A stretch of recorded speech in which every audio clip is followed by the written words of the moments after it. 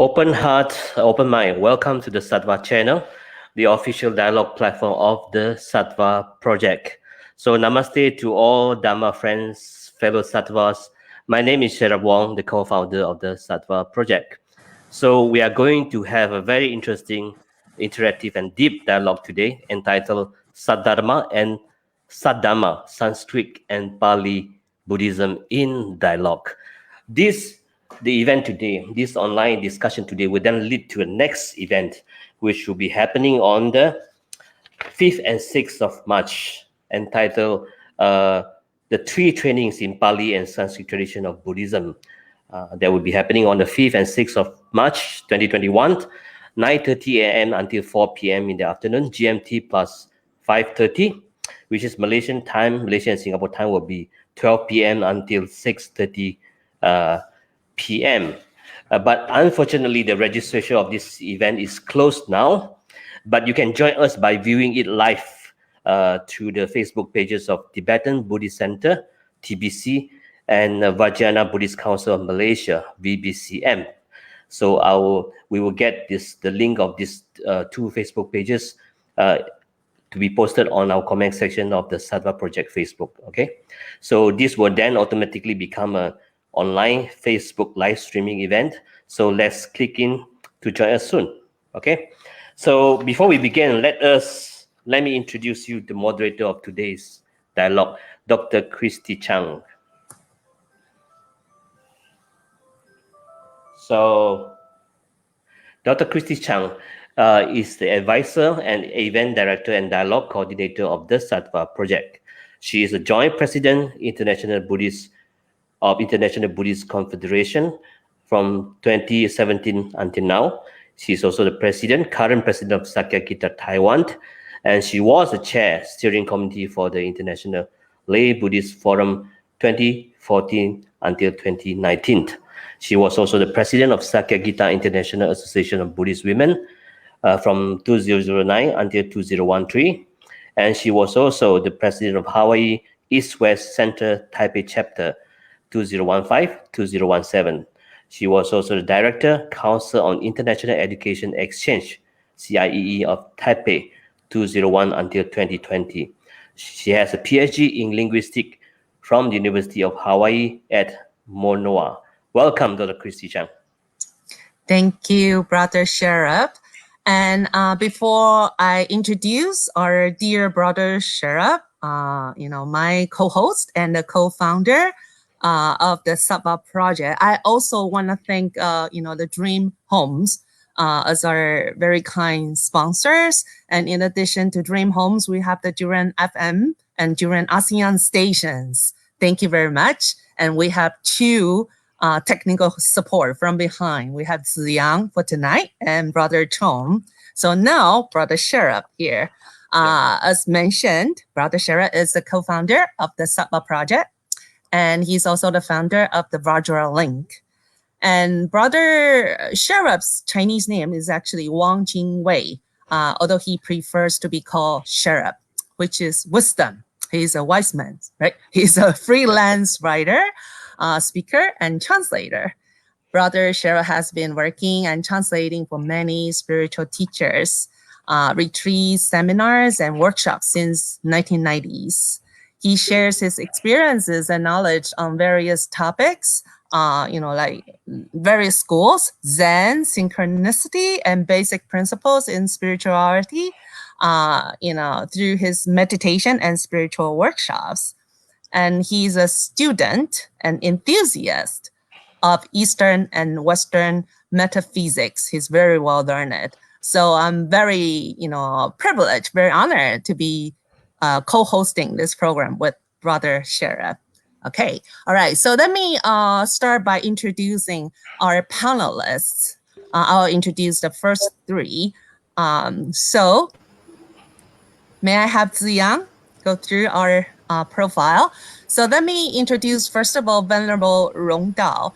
Venerable Rongdao was born and raised in Malaysia. She was ordained in Chinese Mahayana tradition. Currently, Venerable Rongdao is an assistant professor of religious studies of Eastern religions, And in the University of Montreal, somehow our profile doesn't look right. Anyway, so McGill University, Canada. Her academic work focuses on the changing landscape in the religious identity production in the 20th century, and about Buddhist education, citizen discourse, transnational movements, and monastic economy in modern Mahayana Chinese tradition. So welcome, Venerable Rongdao. Okay, and good morning, actually. It's very early in the morning for her and minus 30 degrees Celsius outside. Okay. Okay, let me Right, introduce yes. Bhante Dharmapala, yeah, Christie? All right, yes, Okay, please. sure. Bhante Dharmapala, he was born in Kuching and was ordained as a bhikkhu in 1994. He spent almost 20 years in studying Buddhist philosophy, Pali and Sanskrit literatures in Sri Lanka and Hong Kong. In 2009, he obtained his doctorate of philosophy in Buddhist studies in the University of Hong Kong. After his graduation, he was appointed as chief editor and spiritual director for the Buddhist Door website, which is one of the oldest and largest Buddhist websites in the world. And then Bhante returned to Malaysia in December 2013 and was invited by several Buddhist academic institutions and societies for teaching missions and Dhamma missionary works. He was a lecturer at the Malaysia Buddhist Academy Kuala Lumpur and a lecturer at Buddhist and Pali University degree course conducted at Brickfield Mahavihara, Kuala Lumpur, Malaysia. Currently, Bhante is the founder and abbot of Brahma Vihara Monastery and Retreat Center in Melaka, the abbot of Bodhivana Monastery in Sungai Pelet, and the abbot of the Center of Mindfulness in Hong Kong, and the course director of Theravada Academy, established in Brahma Vihara Monastery and Retreat Center. Welcome, Bhante Dharmapala. And next, let me introduce our Geshe Yonten. So Geshe was born in Zanskar, a remote part of northern India that is historically and ethnically Tibetan. At the age of 10, Geshe chose to become a monk, joining the local monastery and studying there for 5 years. Upon completing the exams at his local monastery, he traveled to South India to begin 26-year program of scholarly study to become a Larompa Geshe at Drupang Gomang Monastery. This degree is the highest monastic degree in the Gelug school of Buddhism. During these 26 years, he was tested on his knowledge of Buddhist philosophy in front of His Holiness the Dalai Lama. Geshe Yonten is a member of a small group of monks selected by His Holiness the Dalai Lama to study English, Western philosophy, and science so that he may teach, collaborate, and study with scientists, philosophers, educators, and others across the world. Geshe Yonten is especially appointed by His Holiness the Dalai Lama to be Tibetan Buddhist Center resident teacher in Singapore. Welcome, Geshe. Okay. So Sherab? next, I would like to introduce everyone to Venerable Saranankara Mahathera. Chief Reverend is the abbot of the Sri Lanka Buddhist Temple. He is the founder of Mahakaruna Buddhist Society, founder of Mahakaruna Compassionate Home, a senior citizen home. Chief is also the founder of Yayasan Mahakaruna, which carries out charitable activities such as Educare, Mahakaruna Mobile Free Clinic, aid to senior citizens and people with disabilities, medical aid to needy patients, and financial aid to the needy. Chief Reverend is also the spiritual advisors to many Buddhist societies in Malaysia, such as Kinrara Metta Buddhist Society, Mudita Buddhist Society, Bandar Utama Buddhist Society, Buddhism Fellowship, Nalanda Buddhist Society, etc. Welcome, Chief Reverend. Okay, next, let me introduce Dr. Mattia Salvini. So Dr. Mattia, as we called him, he obtained a BA and MA Sanskrit from RKM Vivekananda College, Chennai, India, and a PhD in Buddhist Studies from the School of Oriental and African Studies in London. the famous SOAS. He was also part of the 2 research projects. Vastu Santra. I have to learn Sanskrit from you. Vastu In Sastra. teams, Vastu Sastra. In Yeah. teams headed by Professor Adam Hardy. His main research interests are Buddhist philosophy as expressed in Sanskrit, and especially Madhyamika, the relationship between philosophy and the Vakarana, the relationship between Madhyamika, Yogacara, and non-Mahayana Abhidharma, Buddhist sutras in Sanskrit, and Tibetan, Vastrubhastra, Buddhist Kavya.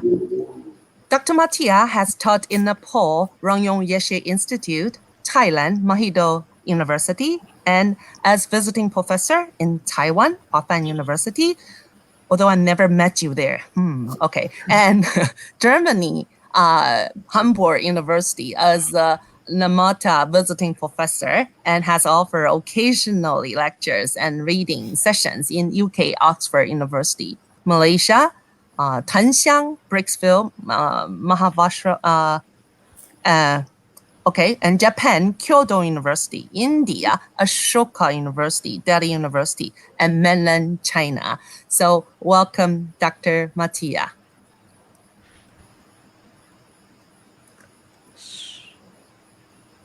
So Triang, I think we can start the dialogue now. Yeah. Okay. Welcome back. We had a very interactive and interesting dialogue last 2 days ago, I think, right? So now I would like to begin our first question, actually. So as Buddhists of 21st century, is it crucial or important for us to appreciate, understand, learn, or even use these 2 ancient languages, namely Pali and Sanskrit? If yes, then why? What are the benefits of doing so? Maybe you can start with Bante Dharmapala.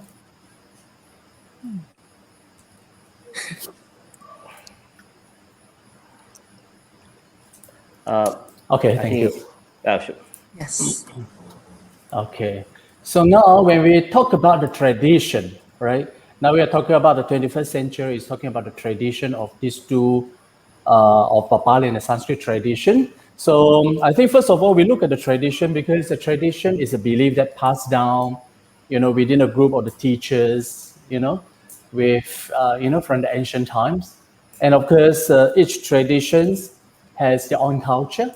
And their culture is exemplified through art, architecture, music, and food. And you can see that in both traditions, they have a very beautiful culture. Architecture, the temple, you look at it, is very unique and very beautiful.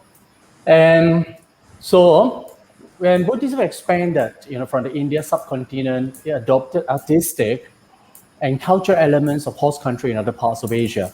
So, and of course, we look at the Buddhist history. Buddhism is very tolerant religion, and it mixes quite well with the local culture and belief, and allow Buddhism to be learned, in their own languages, and allows the Buddha image also to be carved in their local face. So you find, the face in each countries, have their different unique, the face design. So even when Buddhism spread to the West, and you can see that the Buddha statue also have to follow the Western face. And of course, I think the beauty of Buddhism is that there is no bloodshed when Buddhism, when Buddhism as foreign religions coming to live with another culture. Instead, I think Buddhism can provide a middle way of approach of understanding without conflicting with the local practice, belief, and the culture. So, and of course, though the methods and means of propagation of Dharma used by various traditions are variegated, like in the Mahayana Buddhism, they emphasize on the Upa Kausalya, expedience means, like 就方便法门, but the Dharma that the Buddha thought has only one test, the test of liberation, and this is the beauty of Buddhism. So there is no such thing at which tradition is superior than another tradition, and we are all the followers of the Buddhas, and we follow the Dhamma Vinaya. Of course, here the Dhamma refer to the suttas. Of course, though the traditions differ in the understanding, of the teachings of Abhidhamma. I don't know whether you understand Abhidhamma, but anyway, we will go on explain what is Abhidhamma. But these traditions believe that, this Abhidhamma, like in the Pali tradition, is said by the Buddha himself. Of course, the Sanskrit traditions may not agree, yeah? But as a whole, these Pali and Sanskrit traditions, Abhidhamma has only one goal, that is guiding us all the way to the Nibbana. So it has this soteriological goal.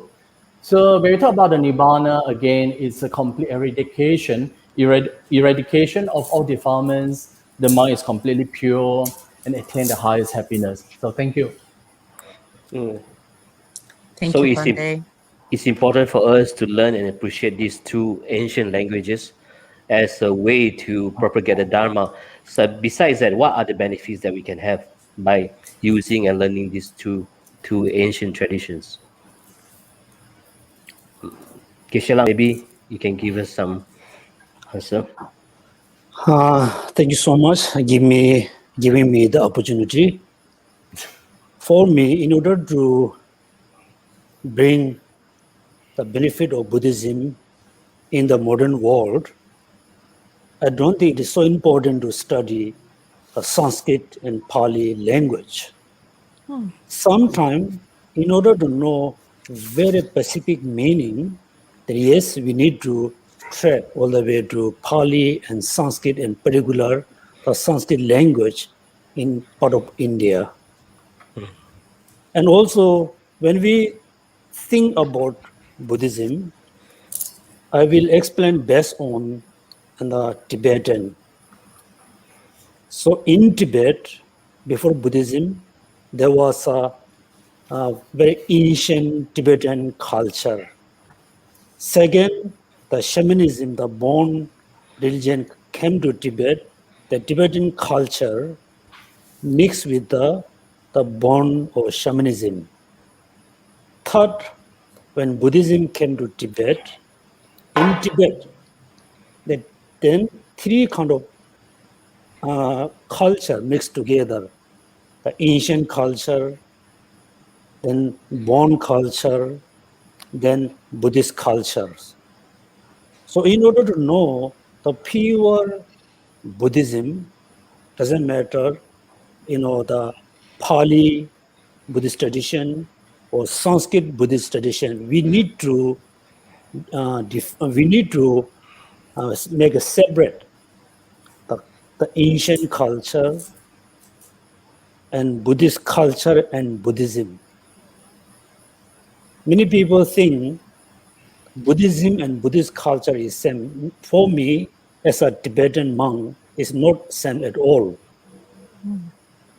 Second, in order to bring,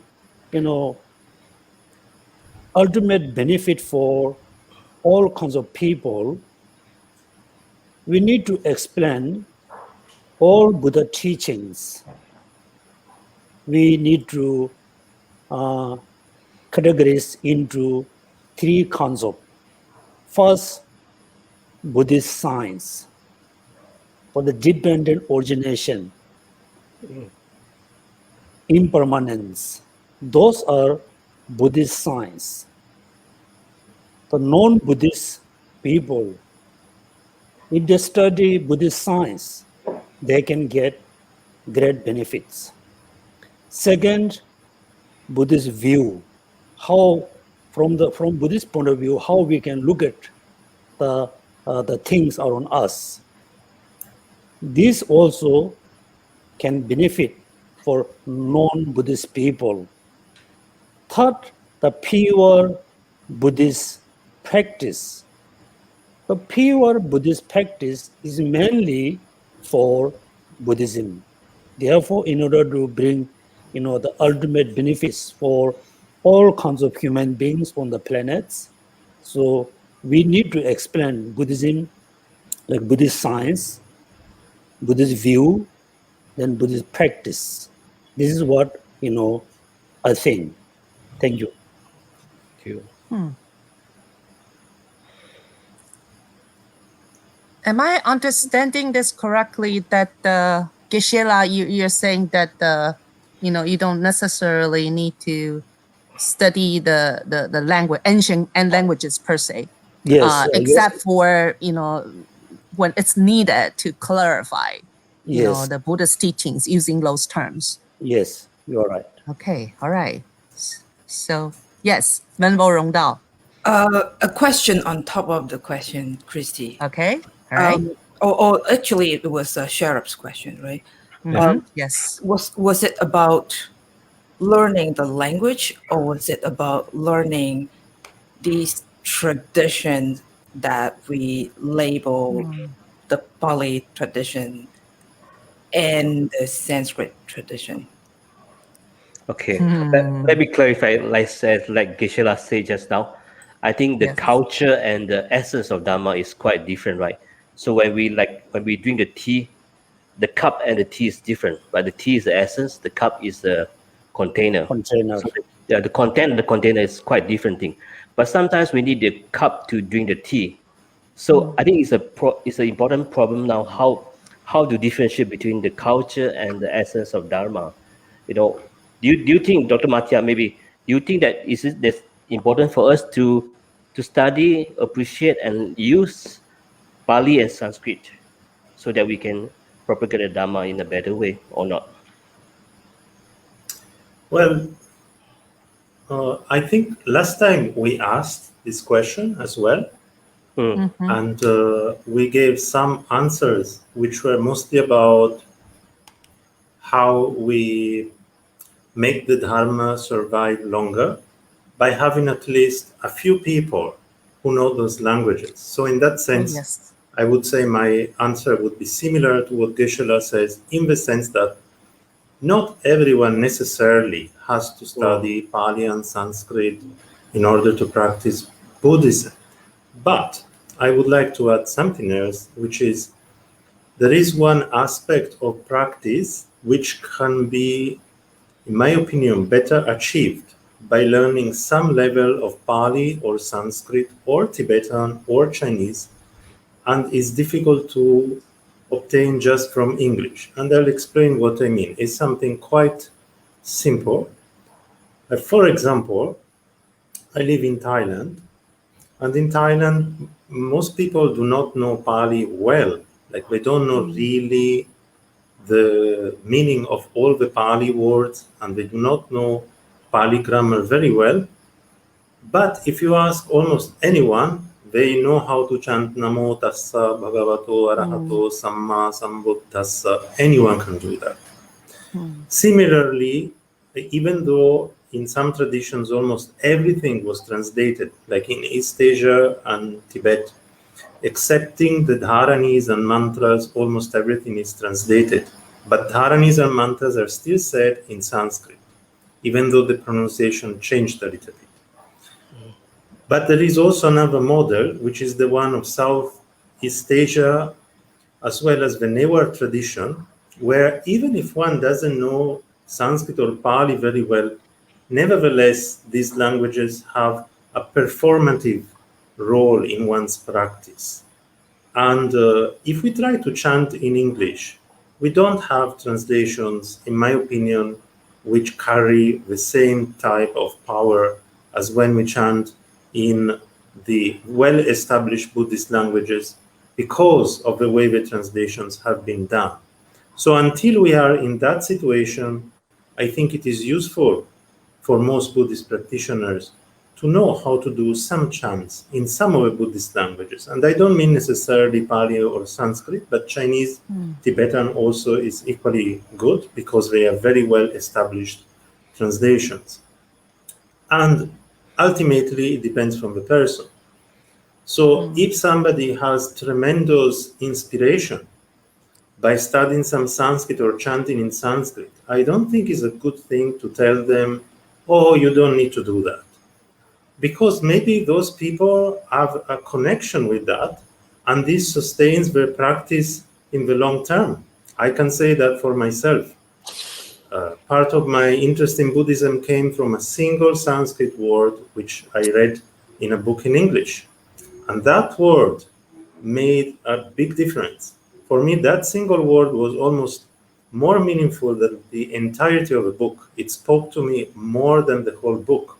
So this happens to some people, and we have, in that sense, if these languages and the practice through these languages is kept available, some people might feel a connection with that, and they may also feel inspired by knowing that somewhat these languages are closer to the Buddha. And this also is something that can inspire people.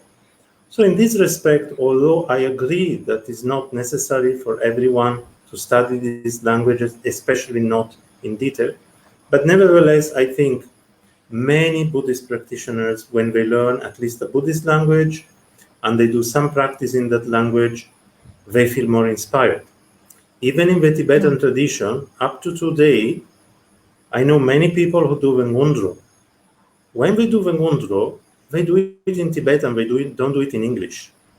I haven't met one person who has completed Ven Rongdao by doing it in English, actually.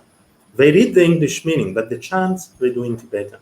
So this aspect, apart from the aspect that we discussed last time, the aspect of actual retaining of the precise meaning by some specialist, but this broader aspect, I think also is an important function, a performative function of the Buddhist languages.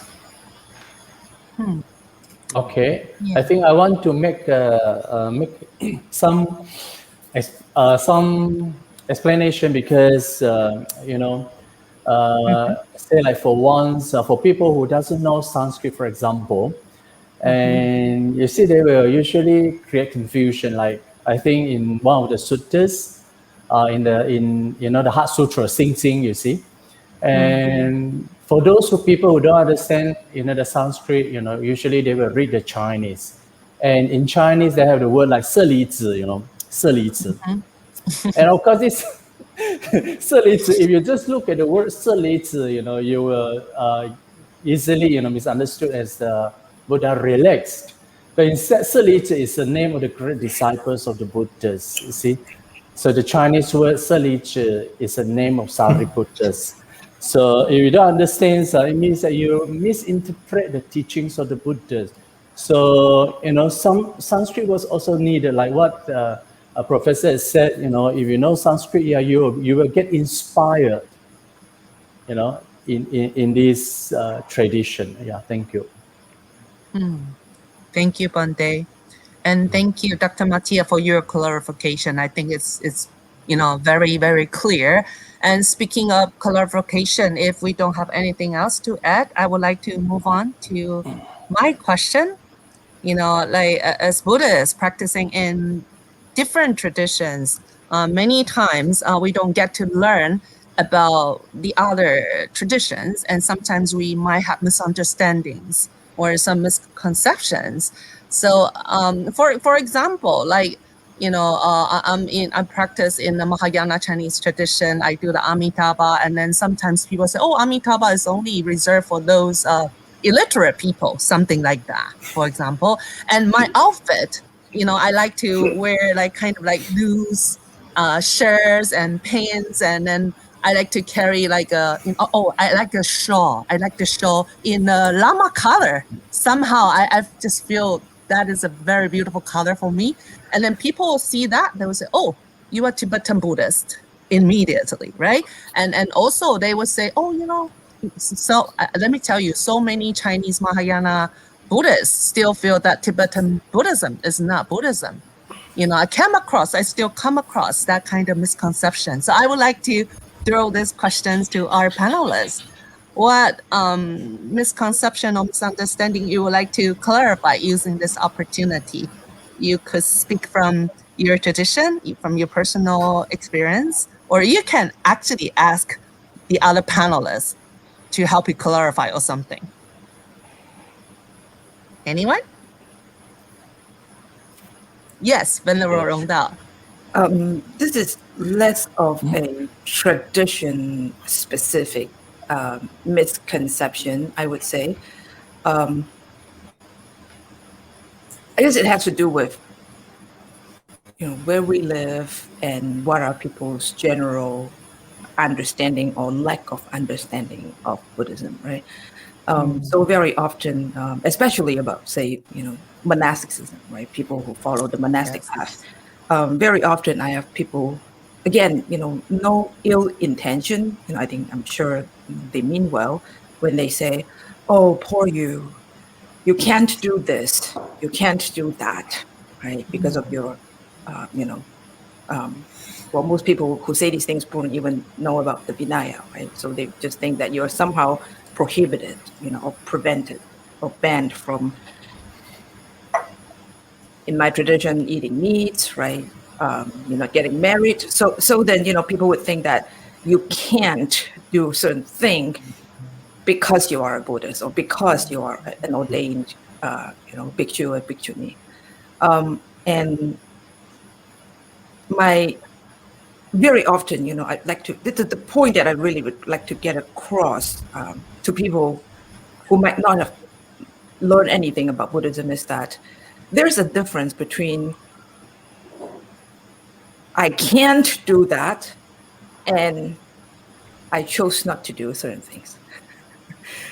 So then I think it's very important that, maybe people understand that by choosing, say, the monastic path, we chose to give up certain things, and we chose to do things, this or that way, instead of we are not allowed to do certain things.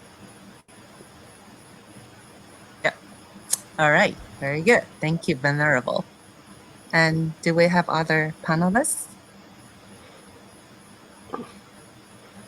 What about Venerable Geshe Yonten?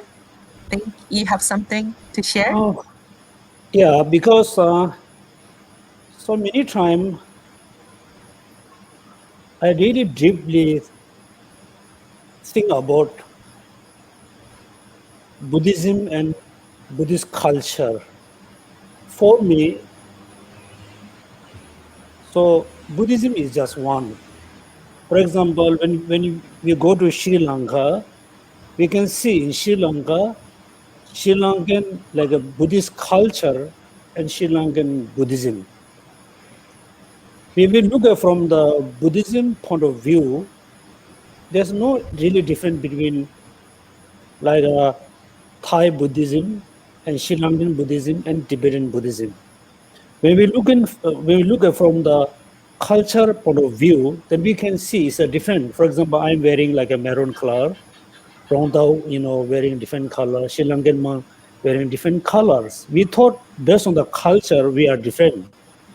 For example, practicing Four Noble Truth. Whether you practicing in Sri Lankan or Thailand, Burma, Tibet, China, everybody practicing the same Four Noble Truths. Culturally is different. Therefore, I really don't know why we use tradition, Tibetan Buddhist tradition. Is Tibetan Buddhist culture nothing to do with the Tibetan Buddhism. The Thai Buddhist, Thai traditional like Buddhist. Thai traditional is just Thai culture, nothing to do with the Buddhism. So when we need to look from the religious point of view, not from the culture point of view. Therefore, we all looking from the religion point of view, we are same. Therefore, I don't want to use like a tradition. Tradition is one of very uniqueness in a particular country. Yeah. Therefore, anybody can explain why we use the tradition? Yeah. Let's say this is Tibetan tradition. Yes, Tibetan, wear the leather clothes, eat sampa. Those are Tibetan tradition. This is not the Tibetan Buddhist tradition. Yeah. Tibetan monks wear like this cloth. This is Tibetan Buddhist tradition. Right. This is not the Tibetan Buddhism. So therefore, we should not use Tibetan Buddhist tradition. Is not the Tibetan Buddhism. It's a Tibetan Buddhist culture. Nothing to do with the Tibetan Buddhism. Yeah, I saw Dr. Mattia raising hands first, and then after Dr. Mattia, we move to Ven Rongdao. Dr. Mattia, please.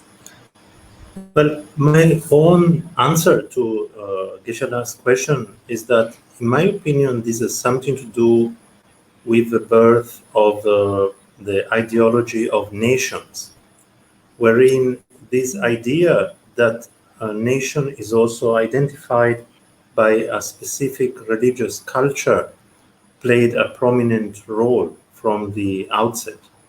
And therefore, now it has become common to speak of Sri Lankan Buddhism, Tibetan Buddhism, etc. I am more inclined to speak of Buddhism in terms of languages. Like when I think of Tibetan Buddhism, all I mean is Buddhism as expressed through Tibetan. It's in Tibetan language. Language, very good. I do not mean anything more. Like Sanskrit Buddhism, I mean Buddhism as expressed in Sanskrit, not beyond that. And in fact, I've been discussing this sometimes with our students, because here our students are from many different backgrounds. Very often I happen to teach, like today, I was teaching a text about the Shravaka Mahayana debate, and often I have to teach it to Theravada monks. They don't always digest it very well.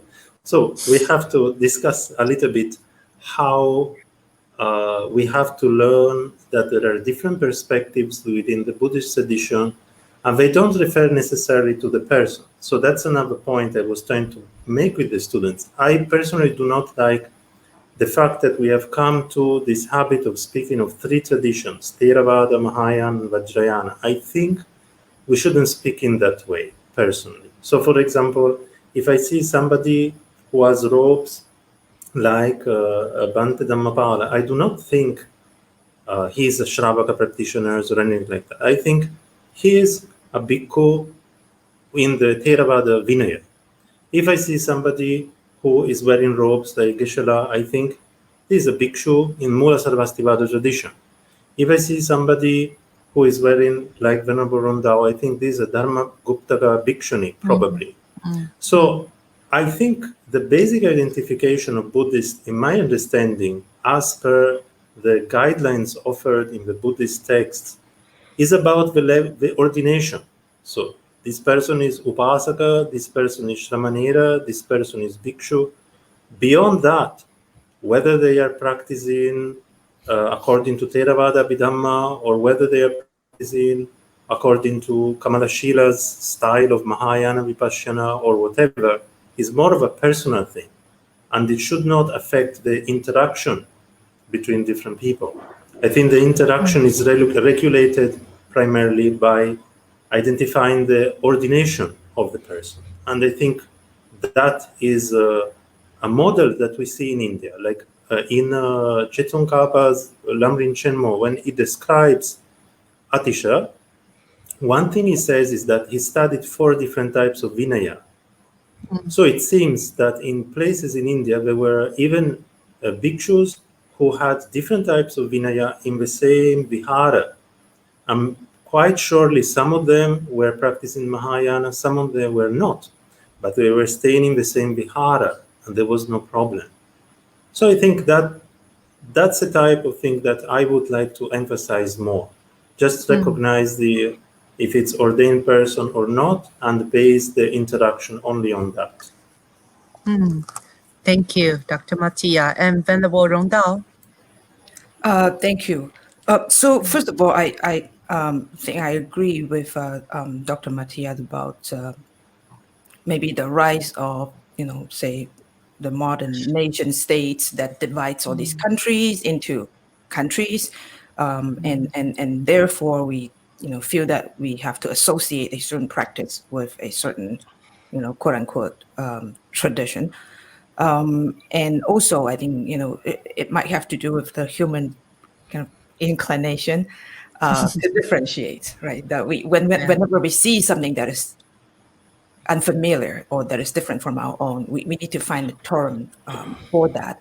But perhaps to answer Geshe-la's kind of question, or at least to respond to it, the whole notion of a Buddhist tradition, at least in maybe an kind of Western academic sense, might really have to do with translation, right?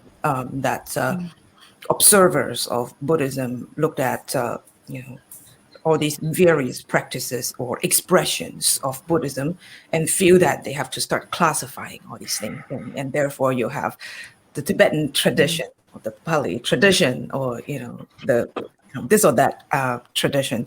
And then, so then, if we start with categories, then we'll have to start kind of narrowing, all the definition to make sure that these categories actually correspond to reality, right? Not the other way around, right? But on that note, though, I would like to also perhaps very quickly respond to Geshe-la's point about the distinction between Buddhism, or the essence of Buddhism, and traditions or cultures. Because again, right, I mean, these are words that we invent to describe things. I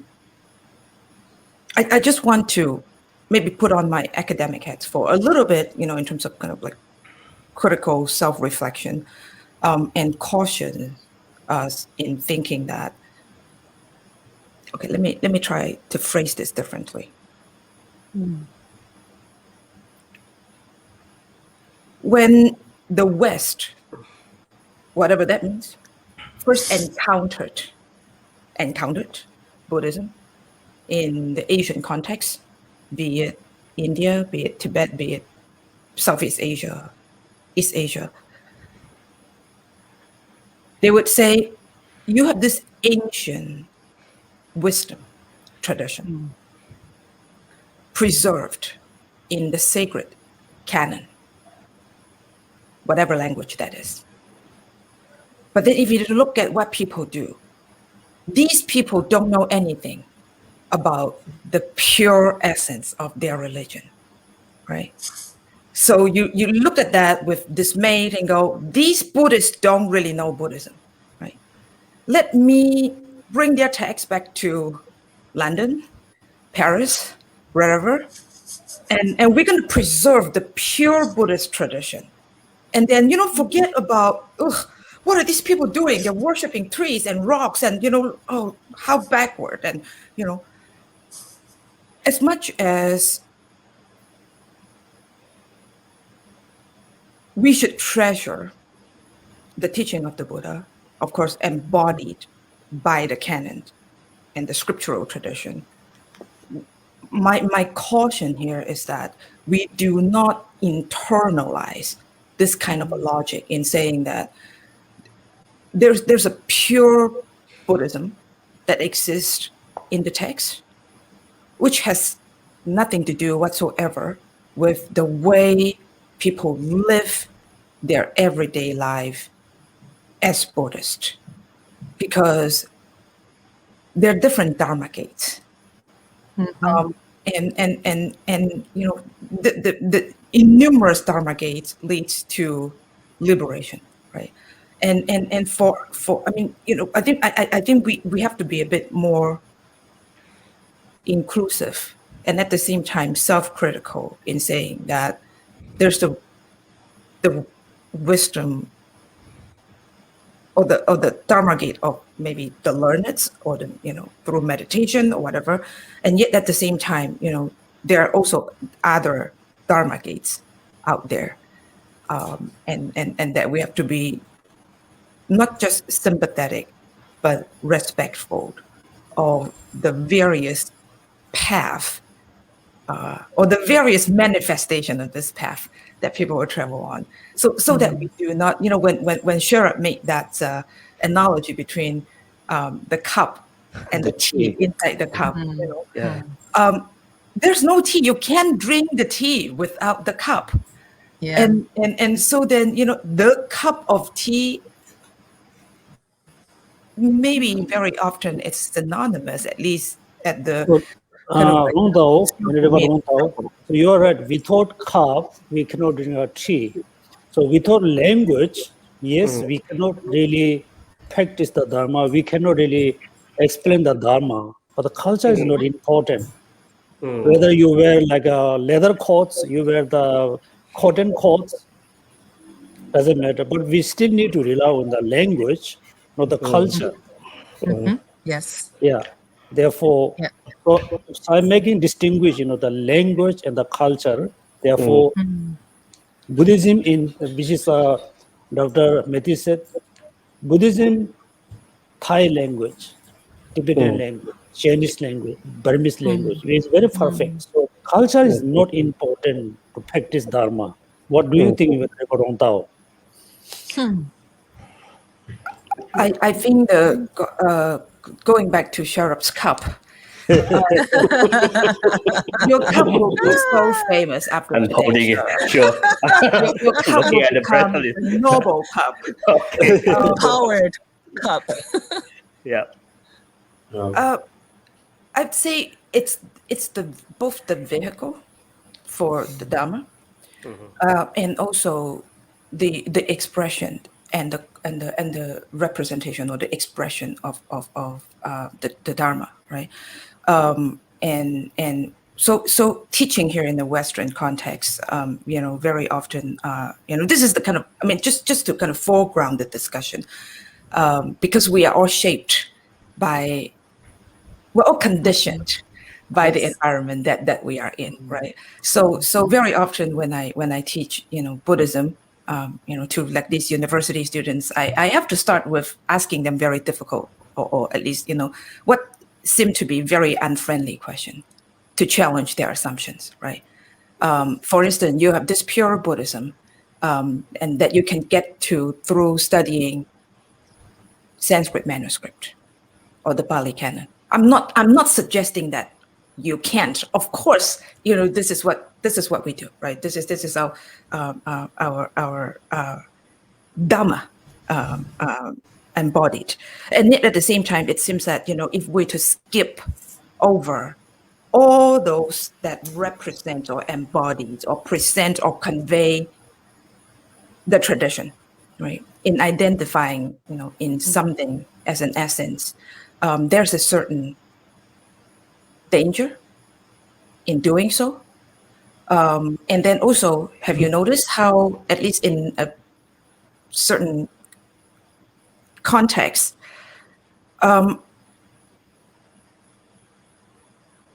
for example, white people have no ethnicity.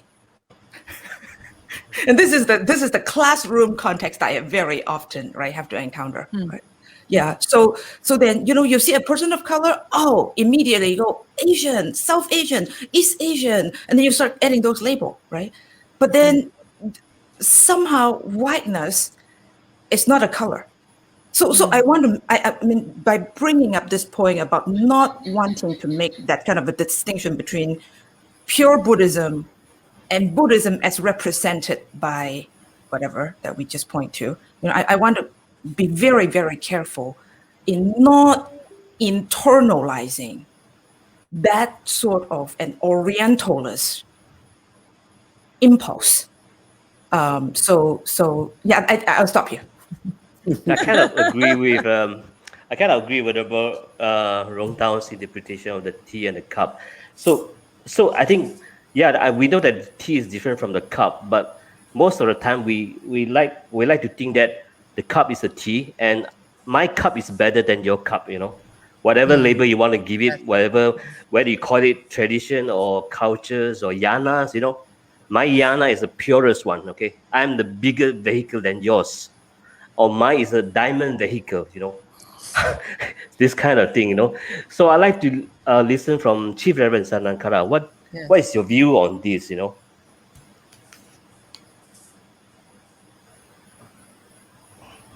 Chief, you're Chief muted. Is it okay? Clear? Yeah. Yes. Okay. Happy to hear most of the learned Sangha members and the lay doctors as well as political stream and stuff as well. I personally believe it. Of course, if you go back to what you mentioned of the popular cup today, my cup of tea or your cup of coffee is this type of ideology, this type of recognition. I think if you are keep away bit, now I had like to mention something very simple example. When I was a young novice monk in the monastery, in the monks training center, we call Pirivan, where the Oriental languages, especially for the very traditional Orthodox practice, the Pirivan, of course, the modern monks training center as well, and also the universities, especially when they were traditional Orthodox Pirivan, they compulsory Pali language as well as the Sanskrit. When we are a small child, of course, the language we find difficulty to learn, but when we learn the language, when we learn the Sanskrit and the Pali, we never knew during that particular period, Pali is more to the Theravada or Sanskrit more to the Mahayana Vajrayana. We are really enjoying the meaning behind each and every tensas, is the wording, as well as gathas or Sanskrit mantras. When you go into the meaning, the explanation given by the teachers, we are really enjoying the deep meaning of the Pali as well as the deeper meaning in the Sanskrit, the very philosophical part of that. When you grow up, young child, young novice monk, we thought, oh, the purity is a Theravada. When you go into the mix with the Mahayana tradition, closely associated with the Tibetan tradition, we know a lot of things. Actually, beauty of that is each and every school, respectable school, the same teachings are there, the spiritual practices are there. Most of the time, sometimes, lack of knowledge, the people try to identify my tradition, my yana is much better than other yana. Actually, if you know the really each and every tradition, if you learn deeper, then you can find a lot of beauty and a lot of benefit to all of us. I personally believe it. Without having that type of label or that type of wall or that type of, the isolate yourself into that particular tradition. If you open mind, open heart, if you have learned the things, then you're really able to enjoy and also really able to get the benefit. Most important things, as a ignorant person, try to seek knowledge and put into the day-to-day practice, not the knowledge. I always believe it. The knowledge not able to get much thing. The knowledge have to gather and put into the day-to-day practice. Then you become a better person and better person as well as for the, you find so much beauty, inner comfort, joy within your own self as well as for the, you can feed it to others as well. I personally believe it. Whatever tradition, as Christian mentioned, the people try to point out, you are the Tibetan, the, linked to the Tibetan or linked to the Mahayana or linked to the Theravada. I think astrology, and also the Islam mentioned, is this is Sri Lankan Buddhism, Thai Buddhism, or the Chinese Buddhism or Japanese or Korean. Actually, the giving the name, the particular name, the particular country, it doesn't carry anything. Maybe we always mix up with the culture as well as for the Buddhism. When the Buddhism from India went to the different country, the Indian culture didn't follow. When you go to Thailand or Japan or China, Buddhism went as a philosophy into that particular respectable country. The local culture adapts very well Buddhism in the each and every country. The beauty of that, the Buddhist teaching, no need in order to practice Buddhism, you no need to be the adapt the Indian culture. It's always fine. We find a lot of similarity as well as different for the cultural practice. Even the among Theravada itself, when you go to the Thailand and Burma, Laos, Cambodia, and Sri Lanka, different cultural practices are maintained as well in the same tradition. The same thing going to the Mahayana as well as for the Vajrayana.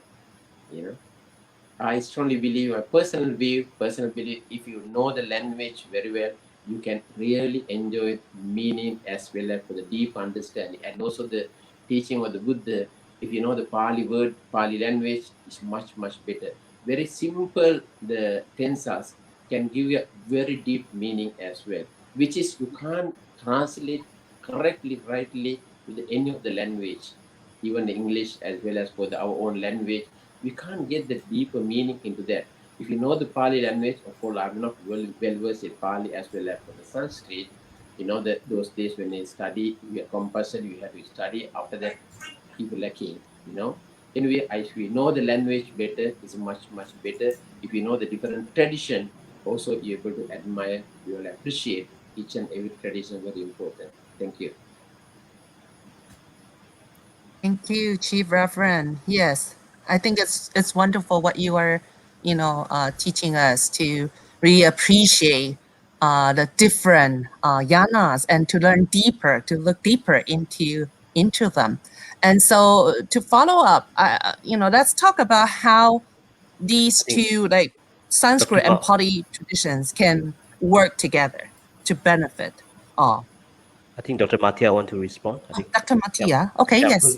So, actually, I wanted to respond a little bit to what Ven Rongdao had said earlier.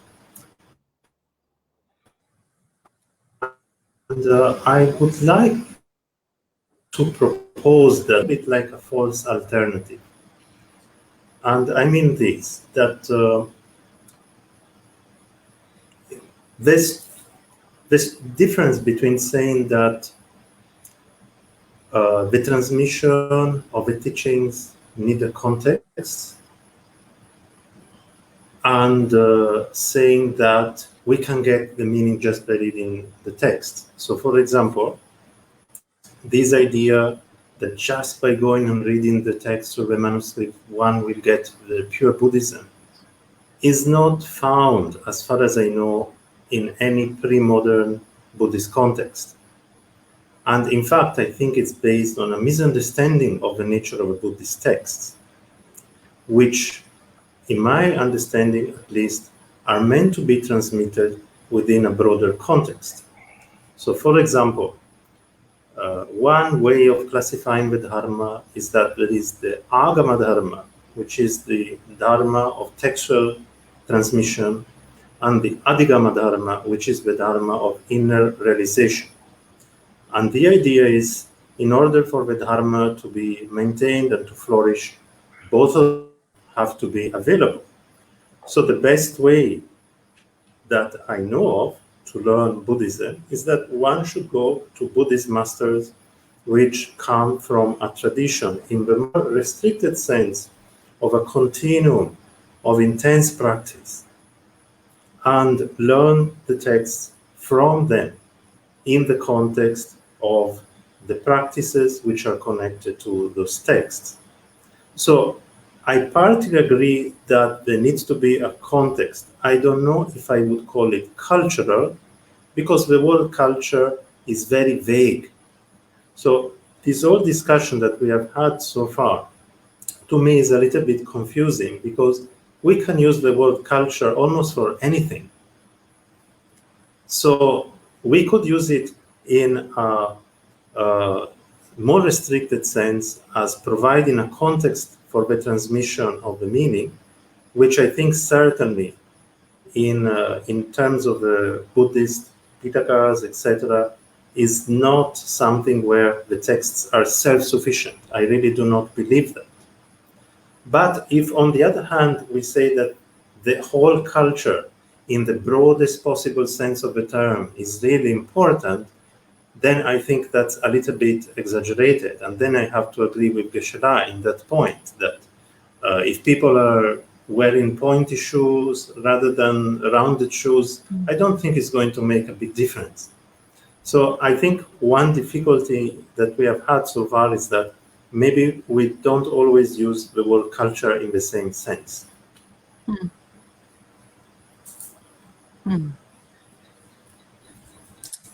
Would you like to respond to that, Ven Rongdao? Well, thank you. I agree that context matters, right? So in that sense, what I was, I think, really pushing for is this recognition that the texts were produced by people,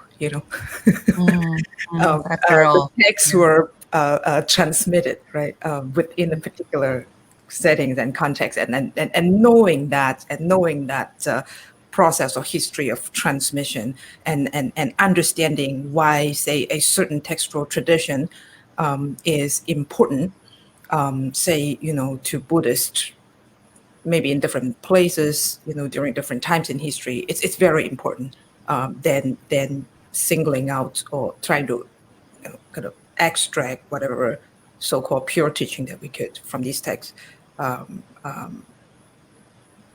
as the true essence, right? Because that would be, I mean, in good old Madhyamika fashion, that would be overly essentializing Buddhism. Okay. All right. So shall we move on to the question that I just put forward? Geshe, yes, please. May I clarify very shortly what Venerable respected Dharmapala said? He said the Tibetan don't accept Abhidharma taught by Buddha. I think there's some little misunderstanding. According to like a Tibetan, all Buddha teachings we categorize into only 3 practices, which is we're talking about Trishiksha, Tripitaka.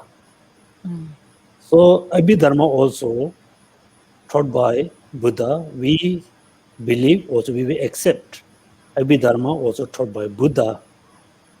What Venerable Dharmapala said, I think he's mainly saying the 7 treatises of Abhidharma we don't accept. We don't believe is taught by Buddha, the 7 treatises of Abhidharma. General Abhidharma basket, Vinaya basket, the Sudaraya basket, 3 basket actually taught by Buddha. So we believe the Abhidharma also taught by Buddha, not the 7 treatises of Abhidharma. So thank you. Okay. Bande Dharmapala? Okay. Yes. Wow, we have a lot of discussion on the Abhidhamma. And of course, when we are talking about the present tradition, like Theravada tradition or the Tibetan traditions, you see. So all these traditions, they have this, what we call the sectarian coloring. Like, you see, after the Buddha's passing away, and we can see that, the Sangha split, the splitting of the Sangha is due to the divergent views with regards to the teachings, of the Vinaya and the Suttas. And of course, over time, and the Sangha, split even further. It says in the history about, 18 or the 20 fraternities. And if you look at these 18 or 20 fraternities or this school, you see they all claim that they have their preserved, they preserved the original teachings of the Buddhas. There was the Suttas and the Vinaya. And if you look at the Theravada, the present Theravada, you see they also claim that our Suttas and Vinayas are the words of the Buddha. But of course, when you come to the Abhidhamma, I think the sectarian, differ in the opinions. Like for example, in Theravada, because Theravada are very orthodox, they would say, okay, Abhidhamma, was spoken by the Buddhas. That is for sure. That's why you don't find individual authors, in the 7 texts of Abhidhamma. But if you look at the northern tradition, right, like in the Sarastivada or some of the school, you see in the northern tradition, you see, so they have their authors. It means that they said that Abhidhamma, I didn't say that Abhidhamma is not the words of the Buddha, but they said that the teaching is scattered here and there. The teaching is scattered here and there. So they compiled the Abhidhamma.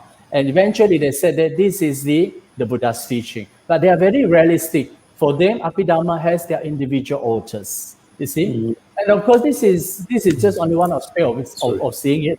And of course, we also know, and also in the text, I don't know, somewhere they said that if someone cannot understand, if don't understand these suttas and the Abhidhamma, he misrepresent the teachings of the Buddhas. You see, so you can see from the sectarian Buddhism onward, we found a huge divergent views with regard to the interpretation of Abhidhamma's teachings of various traditions. I mean, this is what I want to say. Yeah. Thank you. And Dr. Mattia. Dr. Mattia, yeah, I'd like to respond. Yeah, sorry. I think I'll just respond briefly because I understood that we want to go to another topic. So I'll just be very brief. I wanted to say just two things to complement what Bhante just mentioned. One is that actually, at least we have two very different views regarding the Samgiti, regarding whether the root teachings of the sutras are available or not. I'll just mention two. One is the model that we have in Buddhaghosa, and so which is prominent for the Mahavihara tradition, wherein it is believed and it is stated that basically the Pali Tipitaka is perfect and the others are somewhat imperfect. The other model is a bit different, and this is the model that is followed by Vasubandhu. Vasubandhu says that the root Samgiti, the complete collection of sutras, is lost. And he gives some examples. So he shows, for example, these collections of teachings is supposed to have a certain number of teachings, but we don't find them. And when he discusses with some opponents which say that we don't accept that sutra, and we're not Mahayana, we're talking about just non-Mahayana sutra, he says, are you following your own Nikaya or are you following the Buddha Vachana? And Vasubandhu so has this different model wherein he upholds that the root collection was not kept in its completeness by any of the schools. So this is something I want to bring up. And the second thing is, in my understanding, the view of the Vaibhashika tradition perhaps is a little bit different from what you have mentioned, in my understanding, which is they don't exactly think that the 7 treatises are authors, but rather compilers. And the example given by Vasubandhu is the one of the Udana Vargiya. It says, just like the Udana Vargiya had been spoken by the Buddha in scattered places, but then it had been compiled. So I'm not sure that they understood it as authorship as we would understand it nowadays, but I think they meant it more like compiling. That I wanted to just add this point. Okay. Thank you. Okay, now we know that it is important for these two traditions, both Pali and Sanskrit tradition, to have a meaningful and interactive dialogue with each other, right? But what are the obstacles that we are currently facing when we want to have this kind of meaningful and interactive dialogue? What are the obstacles that we're currently facing, and how to overcome them so that we can move towards a brighter and better future for modern or future Buddhism, you know? Before we can work together, yeah? Yeah, before we can work together, let's talk about out. problems first. Yeah, the obstacles first. Anyone want to respond to that? Okay. So this one, I think everybody have to be very honest.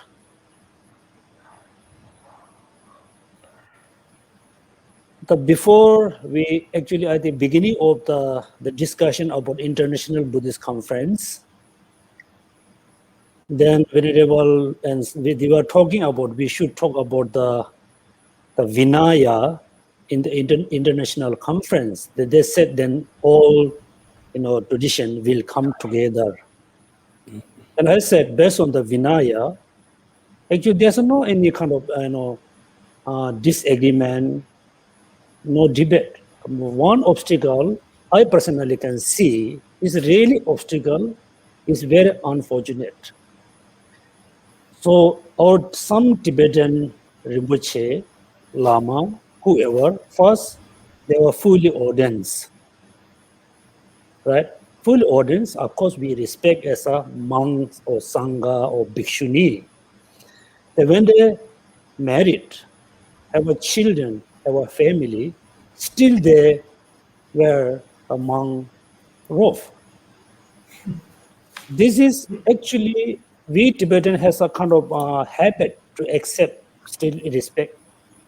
But when the Sri Lankan people, Thai people, of course, even though like a Chinese Buddhist people, when they see, oh, it's a merit, still we're the monk rough.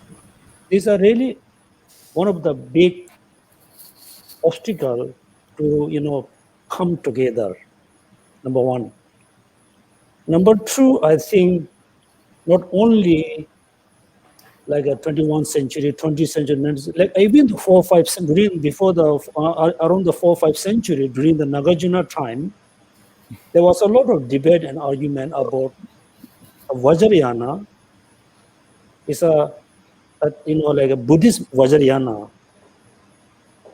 is a Buddhism or not. There was a lot of debate argument. So this is, I think, for Thai like a Thai Buddhist, Sri Lankan, Burmese, those are a bit difficult to accept. The people who practice Vajrayana, they are purely practice Buddhism. Therefore, this is very kind of big obstacle we really need to discuss very clearly. One, we really internationally, all Buddhists have to say who are married should not allowed to wear a monk robe. Still, you can respect as your teacher, as your guru, but should not respect as a sangha. If it's become an international view, then I think all the Vinaya practitioner very easy to come together. So two obstacles I can see is my personal view. Okay, thank you, Geshe, for your. Yeah, Bante Oh Dharmapala. yeah, I quite agree with Geshe said. That's why His Holiness Dalai Lama initiating the coming conference to get together the monastics and the laity from various traditions under the same platform of sharing and learning from each other's. Yeah. And of course, now today we face a lot of obstacles, for not getting to know each other's. I think there is also a lack of platforms, or I should share, it's not enough, yeah? And we don't get to know each other's quite well. So that create a lot of misunderstanding, you see. So I think I wish to quote from the Mahaparinibbana Suttas, you see. The Buddha says, there are these 7 conditions for the welfare of the Sangha. And I think the first 1 and 2 is quite very relevant. The first is, you see, the Buddha says, as long as the Sangha get together, you see, Bhikkhu get together and hold meeting together, frequently, and there will not be any decline in the Sangha. And the second one, it says that, when the Sangha get together in peace, you see, dispersed in peace, then there will be also a prosperity in the Sangha. So I think I address to this obstacle is the lack of understanding. But of course, nowadays we have an easy access to to the Zoom, to this advanced technology. So I think we can have all this kind of conference or fellowship, to get to know each other quite well. So all these problems can be resolved.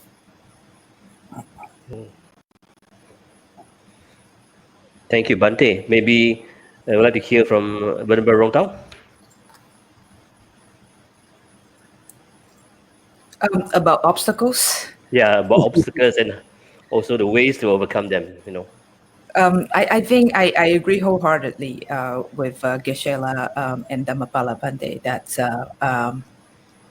recognizing that we have differences and being willing to talk about how and why we are different, and conversation and dialogues is the only way going forward. And as much as I totally see Geshe-la's point about I think having to make the distinction between the monastic tradition and the monastic community and the non-monastic community. Maybe, Geshe-la, what do we do with the Japanese? No.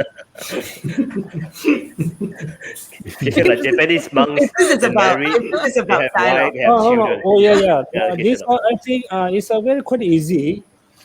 So within the monks, so we have 7 different, people who have different 7 different vows. I think the Japanese monk, they are monk, but they are, I think, only has taken the what do you call the layperson vows, not the full ordinance, just upasika. Right? But the Tibetan case is different.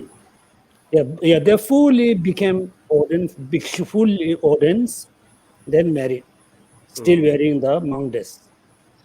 So Japanese is a different. They, I think, just accept the layperson vows or maybe not full ordinance. And also, I will add one thing here.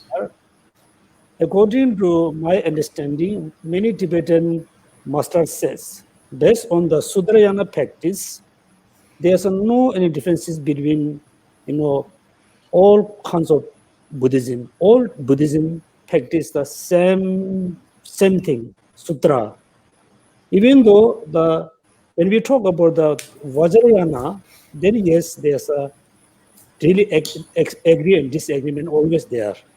But based on the Sudrayana, there's no really, differences between any Buddhist, I can say, traditions. There's one very radical comments in the Facebook now. So me go say, forget about Japanese tradition. These monks are only for business and games. Please know that. Do you agree with that? A shout out to our audience out there. I don't want to speak for everyone here, but we there's no room for fundamentalist talk like that. Respect is how we begin and how we end our dialogue. Sorry to say that. I feel very strongly about that. Sure. Dr. Mattia, would you like to respond? Yes, Geshe-la, well, there's a couple of things I wanted to bring up because, of course, I don't want to get into it too much because it's a Vinaya matter, so it's mostly for the monks. But I think that as far as I know, maybe you can double check, but I think in the Japanese tradition, there are some who do go through the bhikkhu ordination and then marry. Yes. I think that does happen. And so it's not that they are only lay people. And secondly, regarding the Tibetan tradition, because actually many people have asked me in Thailand, since there are many teachers, I think it's quite complicated because, and you know it much better than I do, because there's also something to do with different habits among the different lineages of Tibetan Buddhism. So one point is that actually even those who are in fact Genyen and stay in Gompas, if you take somebody from Thailand and they look at them, they think that they're dressed like monks. But in fact, they're not, because they don't have the 3 robes. And they found that even some Tibetans get confused about that. So the problem is less severe. I think you're really right. When it is only among people who practice within the Tibetan tradition and they know a little bit how the robes work, and also some of the lineages actually have some explanation about why they still wear certain robes after marrying. But these explanations are not too public. So this makes things a little bit more complicated, of course. But so I think it is a rather complex matter, and maybe that is best solved if you could actually get somebody who is in that situation and ask them. Because now we're talking about people who are not here to respond. Exactly. Like even we talk about the Japanese, and so it would be, we can say that it looks like it's a problem, but maybe we ask them and they give us an explanation and the problem is solved. Yeah, Exactly. maybe, So conversation. I think maybe that's the best thing to do. The only way to do it. we should have a closed door dialogue among ourselves. Yeah, Yeah. about Yeah. this issue. Christie, you want to ask the next question about? Yeah, so my next question, actually, I asked already. So how do we work together, between the Sanskrit and the Pali traditions? How do we join efforts to benefit the world? Anyone? Okay, this one, again, I will Yes. start to respond. Yes. Tishila. So usually what I believe, also what I explain to my Dharma brother and sister, in order to see the complete, the full picture of Buddhism and Buddhist practice, we need to see from three different directions. One from the Theravada directions, one is from the Sutra Mahayana direction, one is the Vajra Mahayana. When we have three knowledge based on the Theravada practice, based on the Sutra Mahayana, based on the Vajra Mahayana, then we can see a complete picture of Buddhism, a complete picture of Buddha teachings. Therefore, if we are able to give, the rough kind of the gross knowledge to all the monks in different countries, whether they practice or not, is a different field. But if we really give enough knowledge to them, oh God, this is the Theravada practice. This is the Sutra Mahayana practice. That is the Vajrayana, Vajra Mahayana practice. When the Buddhist monks and nuns have a complete kind of idea about the three kind of practices, then all the monks and nuns, very easy to come together, share together. Then second, a lay person definitely, mostly they follow monks and nuns, they follow different masters. Therefore, in order to bring true tradition, I use the true tradition, we need to give enough knowledge for the monks and nuns. Then there's no any obstacle, they cannot come together, they cannot really share each other. So for example, the normal Tibetan monks, they really don't know much about, like a Theravada practice. They thought it's separate. For me, the Theravada, all the Theravada practices, not any exception, all Theravada practices are the foundation. It's a very solid foundation to practice Mahayana practices. Then Theravada and the Mahayana practice are a very solid foundation to practice Vajrayana.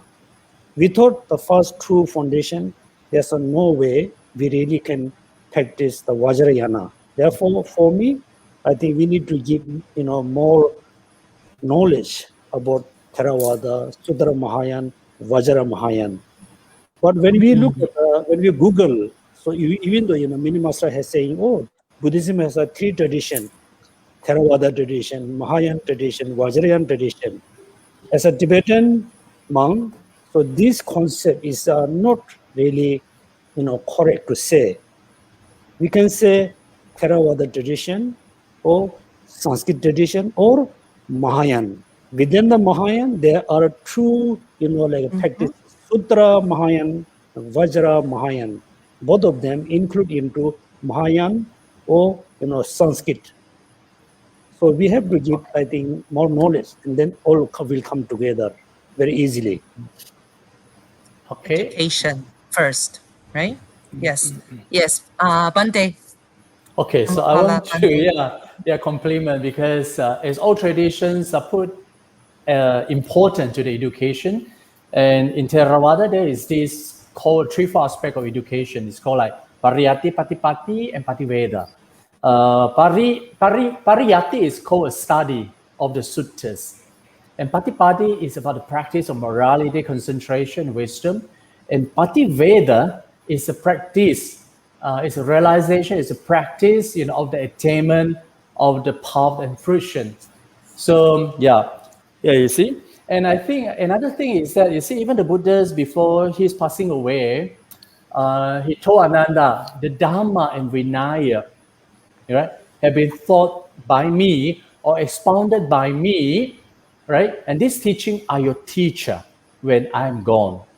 You see, so you can see the importance of studying this Dhamma and Vinaya. And of course, and we used to hear about, as a Buddhist, irrespective of your tradition, we have to develop, these two important qualities. That is the wisdoms and the compassion. And these two, what they call supreme qualities, are inseparable. So irrespective of traditions, if we share the same teaching of compassion and wisdom, that surely contribute to the happiness and peace of all beings. And of course, finally, the realization of the ending of all suffering. Thank you. Thank you, Bante. Yes. I think Chief Reverend is ready to join.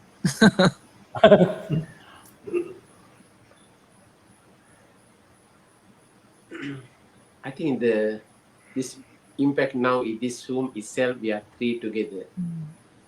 The one of the uniqueness in Malaysia, we can see each and every function, either Theravada function or Mahayana function or the Vajrayana function. We are together always. Co-ed each and every major function, whether national wise or international wise. Many of the occasions, Sangha members, especially as the President mentioned, the monastery role very important. By example, as long as monastery holding certain teaching as well as for the without dividing or your superior to one another, I think 100% we are prepared.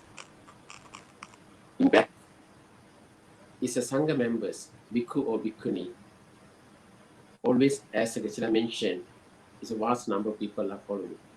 If you mention bad example, definitely your followers going to follow as well. Most important thing, as well as the Ven Dharmapala mentioned, would always ask us to keep as a leader, as a guideline, as a to follow the Dhamma. When the Dhamma keeping as a guru, as a leader, you're never able to go wrong. Each and every tradition, we can see it highlighting that. Sometimes, certain occasion, even the Theravada tradition itself, there is some certain superiority they're mentioning. My teacher better than your teacher. My meditation teacher much better than your meditation teacher. Samatha is much better Vipassana. Vipassana much better Samatha. This type of the ideology slowly coming. Sometimes without realizing the damage going to take place with this type of the conversation is the most important thing.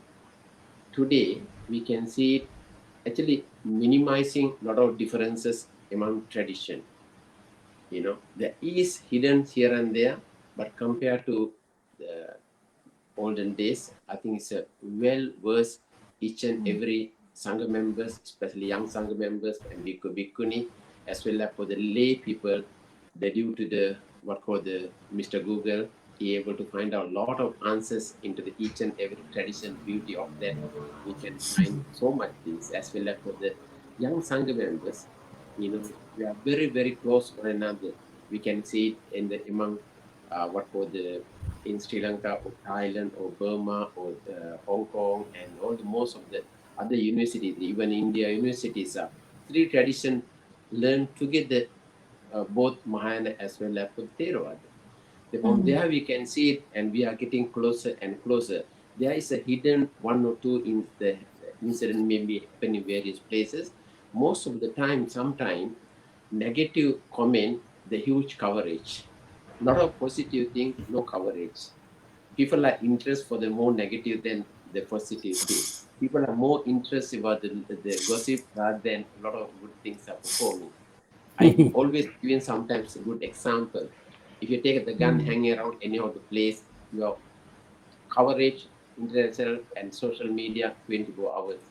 If you practice your metta compassion or little generosity work doing all of the places, nobody interest, no coverage. You know, always is that okay, negative one or two comment, it'll highlight most of the time. You know, it's an important thing we have to, as a Sangha members, our own practice is very important. Our own image to hold it the most important things. If you are example to others, then your disciple or your followers or the devotees, they're going to follow as it is. Thank you. Thank you, Chief Reverend. You know, the Dhamma leadership, very important indeed. Yes. And Ven Rongdao or Dr. Mattia, anything to add? Just maybe very quickly.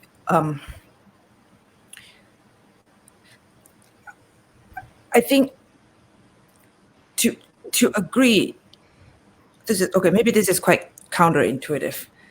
To agree that we share a lot in common might actually be easier, right? Because we usually think, oh, you know, let me go. No. I mean, let's achieve that. That's actually much easier to accomplish than to acknowledge that we are different in many ways. How are we different? Why are we different?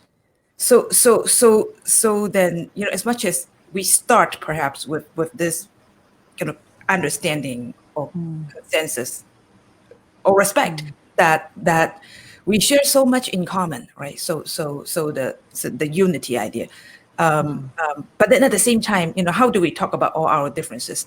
Going back to a point that Dr. Mattia was saying, we can't really, you know, properly understand or appreciate the long history of Japanese Buddhism, for instance, without, you know, being in dialogue with the practitioners, you know, the representatives of that, you know, particular manifestation.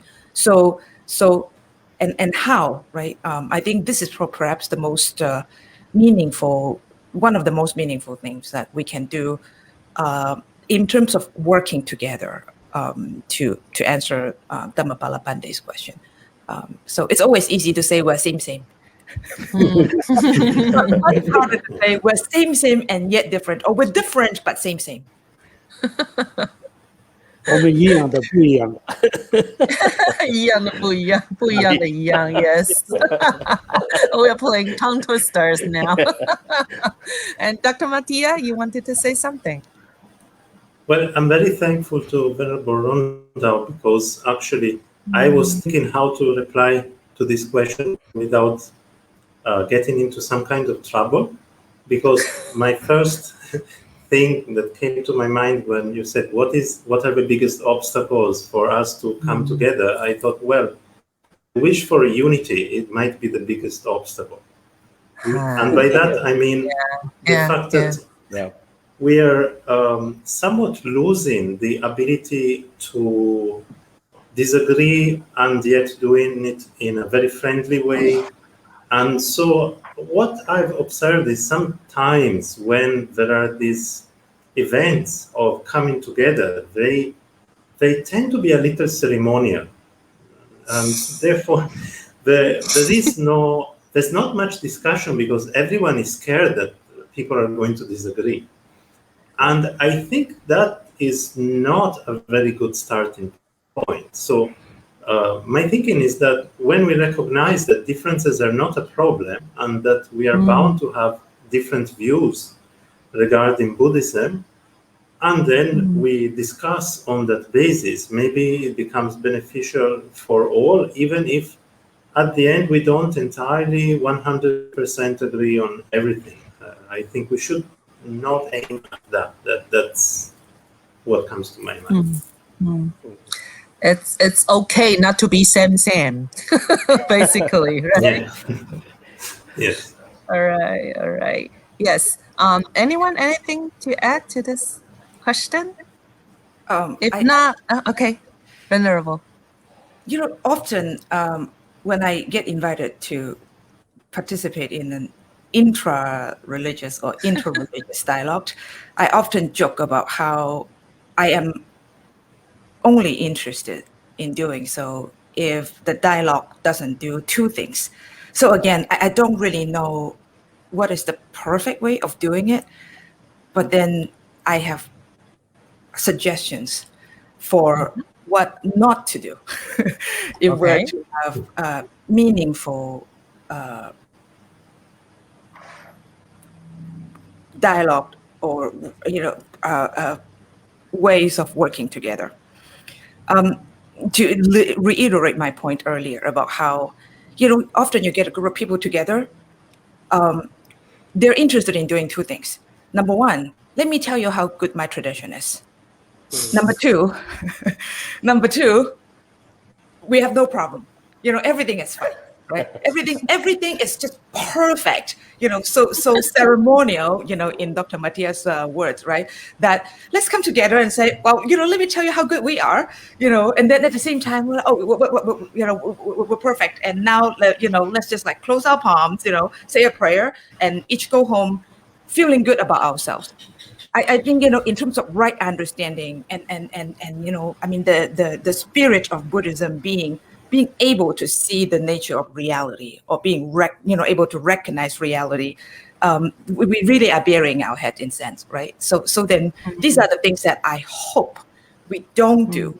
As to how should we do this, in a more efficient way. I'm going to defer to our most more enlightened, venerables and guest speakers. Yeah. Respond to Venerable Rongdao. Don't worry, the Sattva project won't be engaging or making these two mistakes. We are already avoiding that quite well, I think, so far. I kind of agree with Venerable Rongdao's statement that we need to admit that there's issues and problems in Buddhism before we can even begin to improve it. There's a saying that say there's a crack in everything. That's where the light gets in. I think that's how enlightenment begins as well, knowing dukkha as a problem and how to improve accordingly. So my next question will be, is there a possibility for Buddhist practitioner, modern Buddhist practitioner, to practice and integrate the essence of both traditions at the same time? If yes, how? If no, why? Can one be practicing both traditions at the same time? Like in Malaysia, I tend to joke like we are practicing neither Vajrayana or Theravada or Mahayana. We are practicing Flexiana. In the morning, we might do Vipassana meditation. At night, we might go for Tibetan empowerment. And the next day, we go for a Zen retreat, something like that. I don't know. Yeah. And I think Geshe had questions about that earlier, when we were like trying to prepare for this forum. Geshe was asking that question too. This one, I think, Venerable Dharmapala and Venerable Sanakara, I think both of you give us some enlightenment. And to add on that, there's a new so-called new form of modern Buddhism. Buddhism is always on this evolutionary process. So now we have engaged Buddhism. There is even another term called integral Buddhism or inclusive Buddhism or modern Buddhism. So are we ready for this kind of integration, or where are we going now? It's kind of a big question actually. Yeah. Actually, I think generally, it is so important to be open mind it is so important to respect, other culture and tradition without losing our, our own uniqueness. For example, when we go to US, somebody say I am Jewish.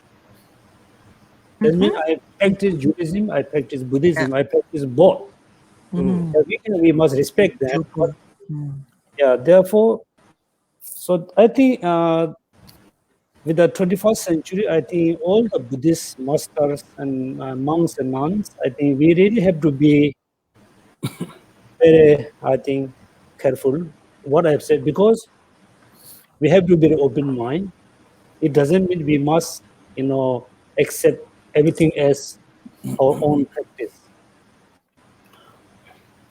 Yes, in the modern time, somebody say, I practice both tradition, like Judaism and Buddhism. And in fact, it is impossible to practice both Buddhism and Judaism, Buddhism and Christianity. Very basic thing, practicing compassion, kindness, tolerance. These are common practice. It doesn't mean, we practice the both tradition. Okay, so Yeah. may I make a comment also? Yes, please, you Bante. you look at these two traditions. These two traditions emphasize the systematic, analysis and the proper understanding of the Buddha's teaching, particularly written in the Abhidhamma. Right. So Abhidhamma, for Theravada as well as for the Tibetan as well, it's not meant for the scholastic studies, but it has this soteriological, purpose that is for the realization of Nibbana. So if you look at these Abhidhamma studies, right? We all know that we have to study Abhidhamma, especially in the Tibetan tradition, they had to learn by heart the whole text of Abhidhamma. If you look at this Abhidhamma, it's not meant for the scholastic study, but it provides a systematic, this spiritual path, right? So which in Buddhist doctrine is the fourth, noble truth, right? It's a path leading to the cessation of suffering. So this Abhidhamma provides the entire, process of spiritual journey, starting from where we are, right? And then culminating in the distinguishing of all the suffering. So if we base on this Abhidhamma, even I also learned Abhidhamma Kosha Bhasha, and then Abhidhamma Kosha Bhasha, in fact, stress the importance of the spiritual path, right? So we have to start from where we are, like accumulating merits, and you follow the vipassana, you follow the samatha practice, and then you come to the stage when we start seeing the Four Noble Truths like that, you see? So ultimately you attain the path of non-training. So you look at this, these two traditions, you see, we can share the same path practice. Okay, I hope that makes sense to this question, if I'm not mistaken, right? So it's about Dr. Mattia has something to say. Yeah. Okay. Yes, just to keep up with my earlier point. No, I really want to disagree. I'm probably going to disagree with everyone.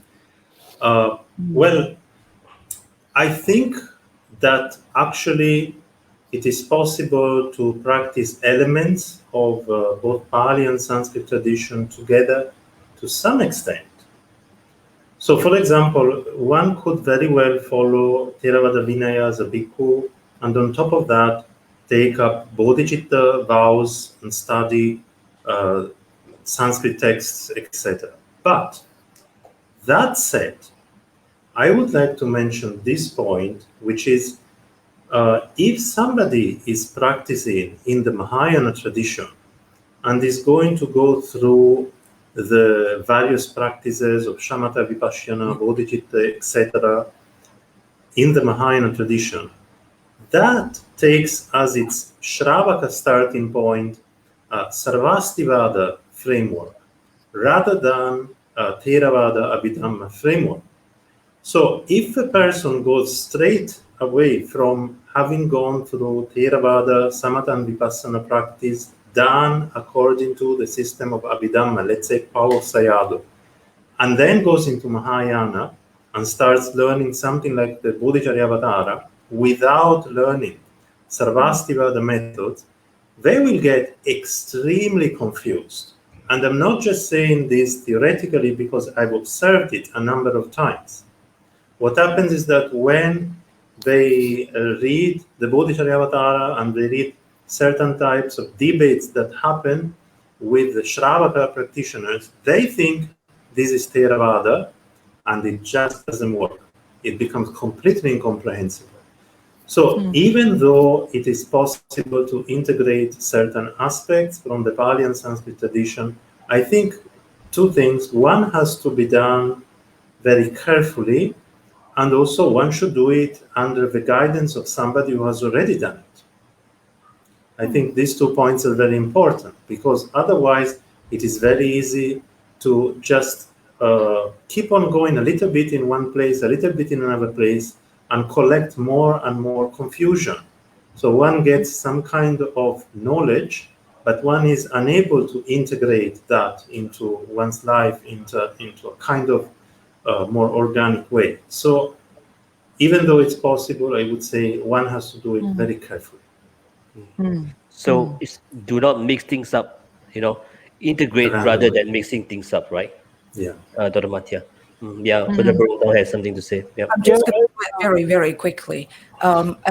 Agreeing with Dr. Mattia and also Geshe, not that we only agree, but we also agree to disagree sometimes.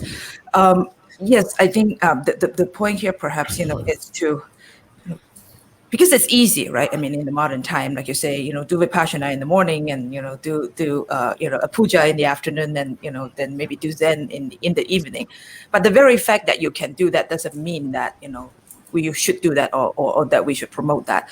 This kind of what I sometimes jokingly call supermarket spirituality, right? You pull, you go down the aisle with a cart, and you just pick whatever that seems appealing to you, right? So that as much as all these options are available, and we should celebrate the very fact that all these options are available, but be grounded, I think, because again, no one says this is easy, and it should never be over with, right? I mean in a short time, and so I think be very, very grounded in one's practice, while acknowledging that there are different ways of maybe arriving at the same destiny. Maybe it's a more balanced approach to this, instead of mixing everything. And very practical one as well. Yeah. Chief Reverend, do you have anything to say? Geshe was saying something already. Yeah. I think, Geshe, before really we discuss the two tradition can practice together or not. If we ask a direct question to Venerable Dharmapala and Venerable Sanagara, so what is the uniqueness, the unique practice, usually Theravada practitioner practice, not in the Mahayana, right? So what is the unique practice in Mahayana, not practicing in the Theravada practitioner? If we can see the unique, so only, then we can say, yes, we can practice both, we cannot practice both. So what is the really, particular practice have been doing in the Theravada practitioner, not in a Mahayana practitioner? And Chief Reverend, you were about to say something too. You need to unmute yourself first, Chief.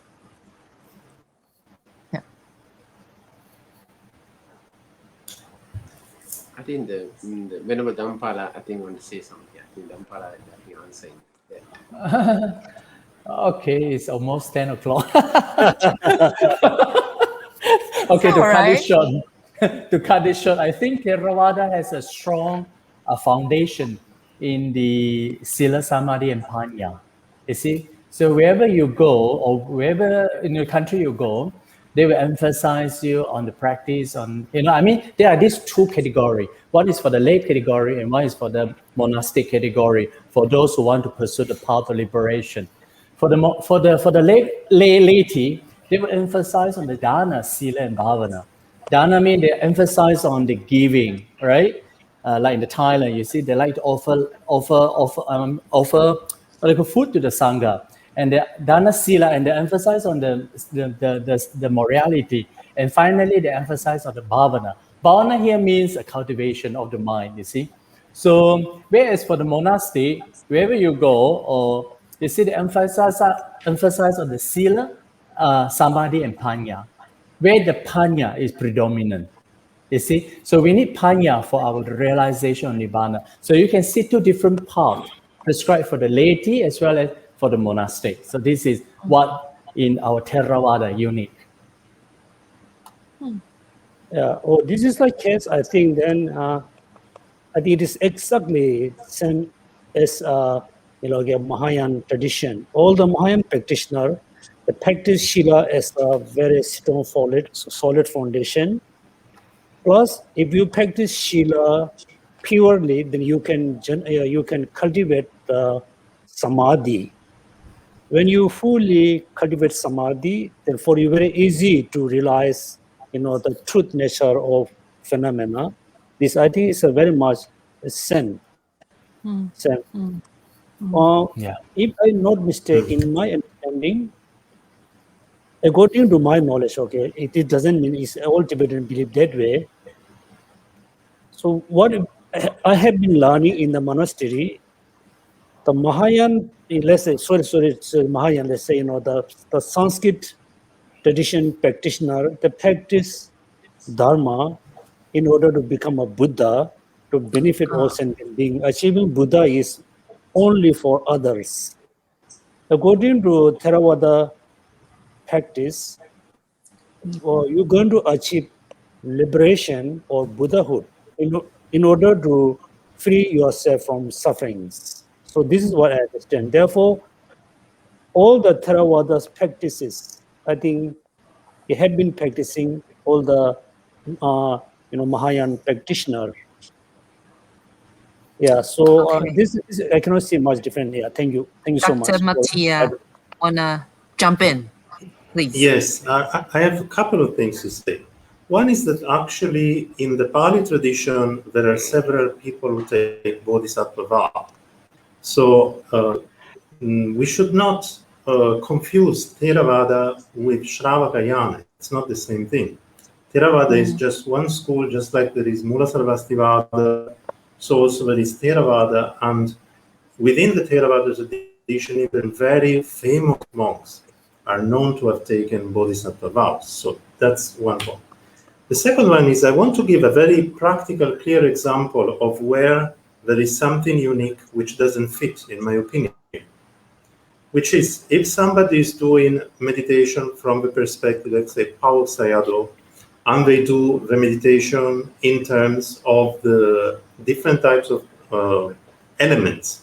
First of all, the definition of the earth element in the Theravada Abhidhamma, which is going to be used to do the meditation, is very different from the way it is defined in Sarvastivada Abhidharma.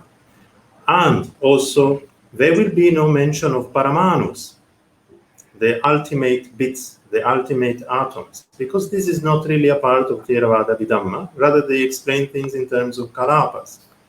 Why is this a problem when one goes into Mahayana? Because, as Geshe knows very well, when one goes through the stages of Vipassana, let's say in the system of Kamalashila, one point which is very important is the reasoning of one or many in respect to the outer object. And that reasoning is based on the premise that the foundational meditation is based on the idea of Paramanus, of ultimate atoms.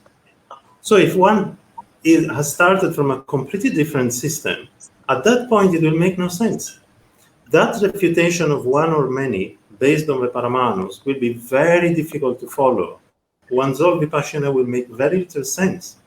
So I think that will be a problem. Or if one goes through the refutations of the elements, like we find, let's say, in Nagarjuna, etc., if the refutations are done on the basis of a completely different definition of the elements, that also will be incomprehensible. and this will affect one's vipassana.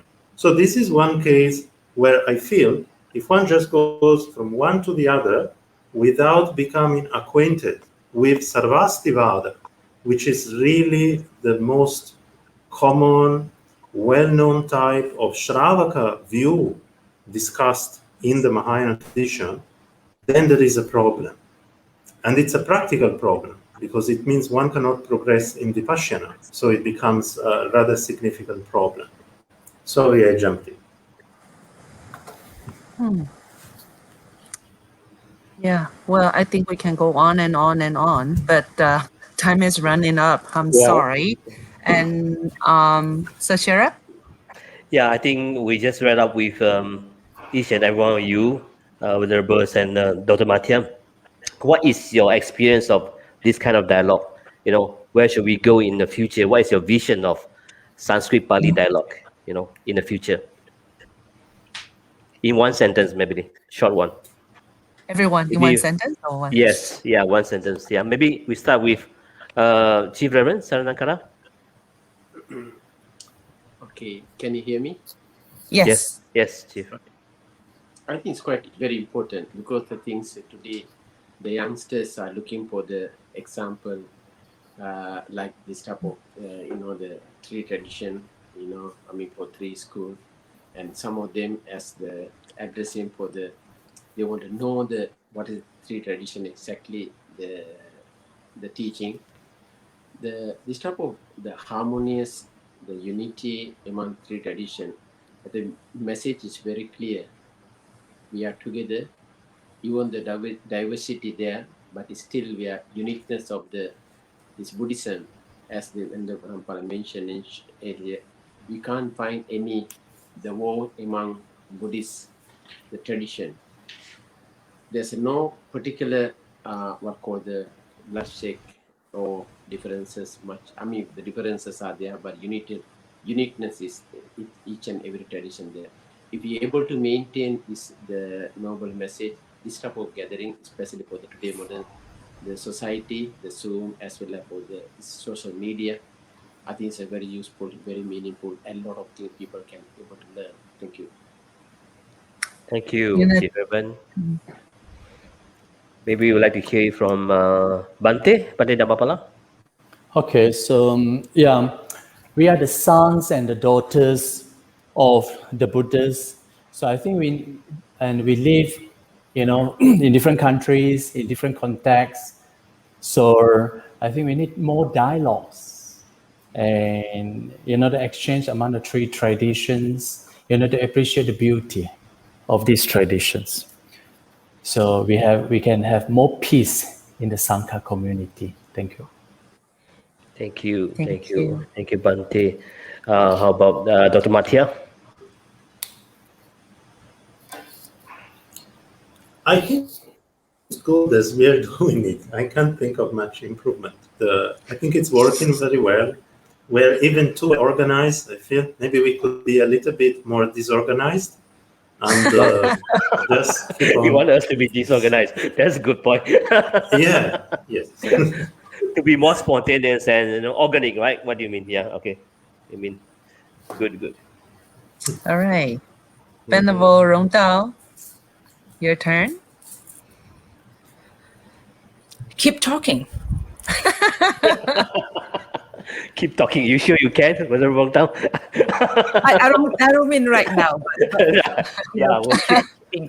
We'll keep talking to each other rather than talking about each other, right? I think keep the dialogue on and on. Yeah, that's a very good point. I think Geshe, we lost Geshe, right? Yeah, somehow. Yeah. I think Christie, time though. It's time. Yeah. Anyway, it's really time. Well, we really wish to continue, but maybe another time.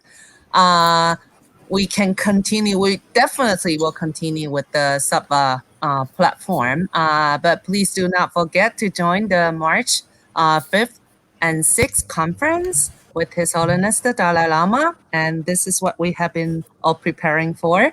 So, and as Brother Sherab mentioned, unfortunately the registration closed, but that's okay. Just come to the Sattva project, website or the Facebook fans page. You can all be watching directly from those platforms too. So thank you. We want to thank our panelists again. Thank you all for joining us for this wonderful dialogue. And thank you, our audience, for staying with us. So have a great night. Thank you and good night to everybody. Thank you. Thank you. Thank you.